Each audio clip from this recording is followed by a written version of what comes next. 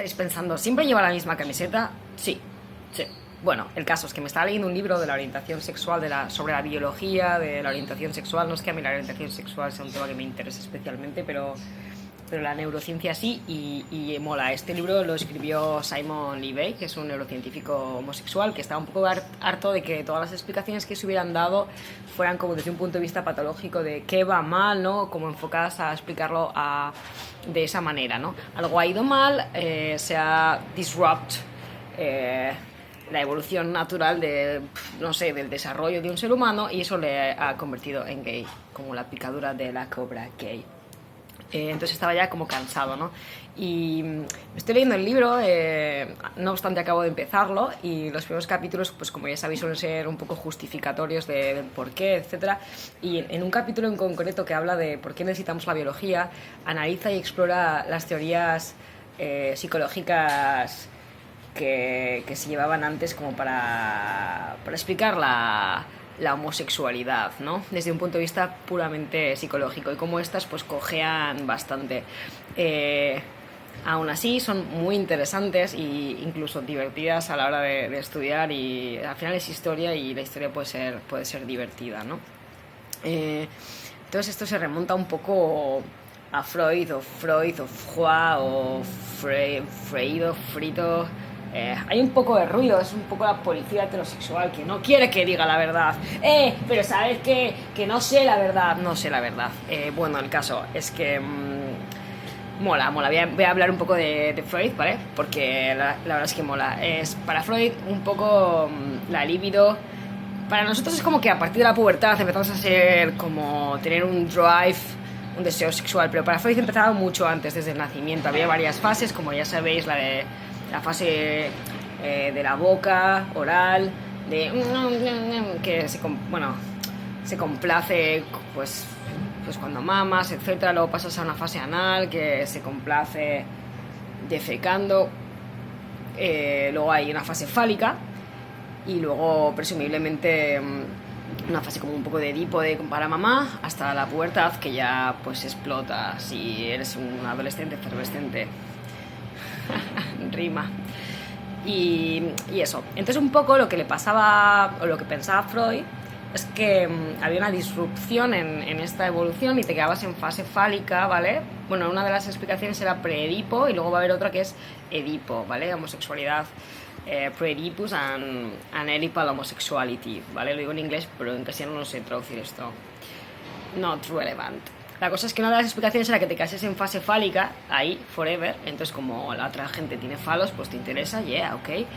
Y la otra explicación, muchísimo más turbia y la más salsera, era que te quedases en la fase Edipo. Y de hecho esta es a la que le dio más peso y sobre la que más investigó, y en la que más como que se berenjenó él a sí mismo, ¿no? Oh, sí, fase de Edipo.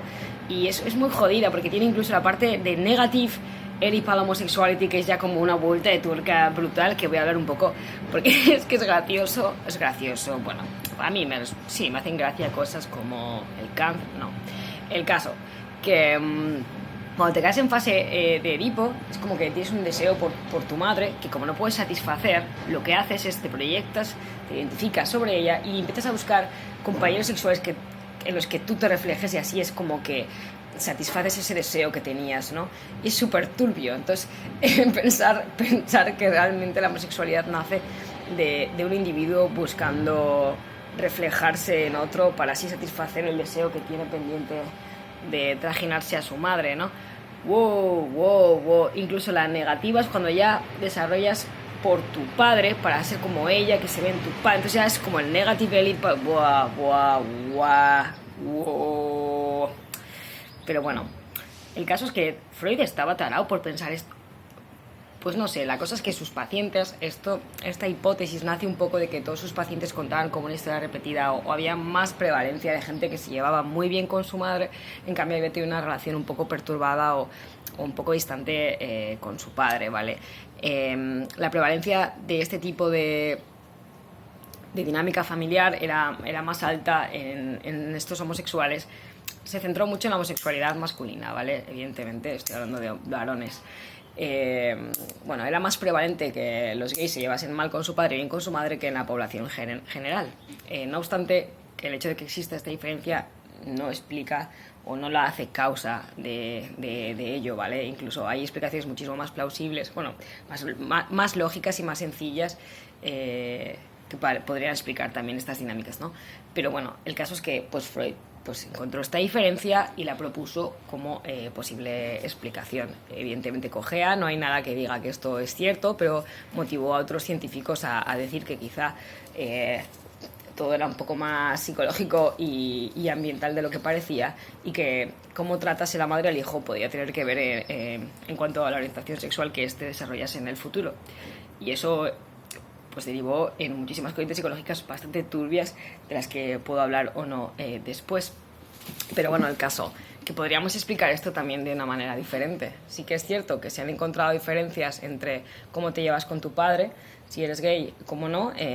Estamos hablando de estadísticas, evidentemente nadie responde, o sea, no un 100% de la población responde a un patrón, sino sería muy fácil esto, ¿no? No habría estas dudas de genética, ambiente, etcétera. Es una combinación de todo. Pero es gracioso porque incluso esta explicación que él da se puede dar la vuelta y ser justamente...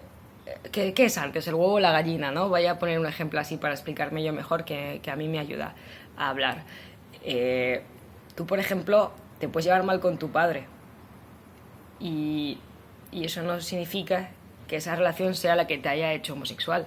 Te puedes llevar mal con tu padre porque en primera instancia eras homosexual y tu padre ve reflejados unos patrones o una ausencia de masculinidad al uso que le genera un poco de rechazo, o algún patrón que a él que le disgusta, y eso hace que él te trate mal, etcétera. Entonces, ¿qué fue antes, el huevo o la gallina? Pues aquí no podemos saber.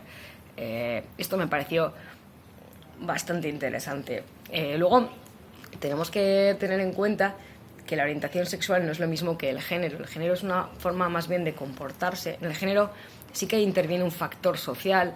Hay muchísima más influencia social en el género que en la orientación sexual. La orientación sexual nos limitaríamos solamente a la parte biológica de qué te estimula, ¿no? Qué te produce esa estimulación sexual, que se puede medir pues con un electrodo midiendo la erección, etcétera, ¿vale? En cambio, el género es más bien todo lo que hay alrededor, que también está influenciado por genes, pero también por ambiente, no así tanto la atracción sexual, que es de lo que queríamos hablar en este libro. No obstante, mucha gente confunde estos términos, y en las encuestas, por ejemplo, los americanos, cuando se les pregunta si piensan que un gay se hace o nace, ¿vale? Te pueden decir, o sea, un tercio piensa que es una forma, que lo has elegido, o sea, it's a choice, y otro tercio piensa que no, el resto no sabemos qué piensa. Es misleading.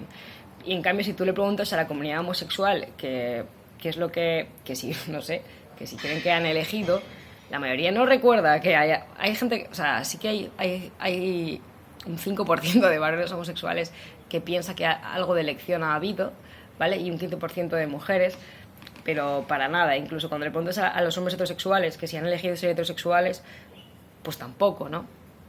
Y esto viene, estos datos estadísticos hay que tenerlos en cuenta, pero tampoco excesivamente, por lo que decimos. Muchas veces no se sabe a qué estás respondiendo, no todo el mundo está respondiendo a una misma variable, porque se confunde orientación sexual con género, ¿vale? Género es pues toda la corriente de comportamental asociada a un género, ¿no?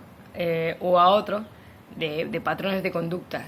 Y la orientación sexual, como digo, es más bien la estimulación genital, o sea, esa parte biológica de, pues eso, que te pones cachondo, vaya. Y uno generalmente no elige qué le pone cachondo y qué no. Bueno, no lo elige. Se me había olvidado también comentar algunas estadísticas de, pues, que un poco anulaban estas teorías de que los padres podían tener algo que ver, porque se ha visto que los niños gays, los padres, no hay más prevalencia de gays o de no gays, y al revés, en hijos de padres gays no hay más prevalencia de hijos homosexuales, ¿vale? Sí, un poquito de cuando dos mamás lesbianas tienen un hijo biológico, puede haber un poquito más de prevalencia de homosexuales en ese grupo por posibles factores genéticos, ¿vale? Asociados a género, etcétera. Generalmente es género más que orientación sexual. La orientación sexual luego, bueno, ya hablaremos más adelante, o no, no lo sé si me va a apetecer, pero es más complicada en mujeres, no está tan bien acotada y definida como en hombres, que es más dicotómico, o sea, es más categorizable o mejor, más fácil quizá en hombres, ¿no? Pero eso, nada. Bueno, voy a dejar de grabar, que llevo 10 minutos hablando sola, tío, en mi balcón. Mi balcón.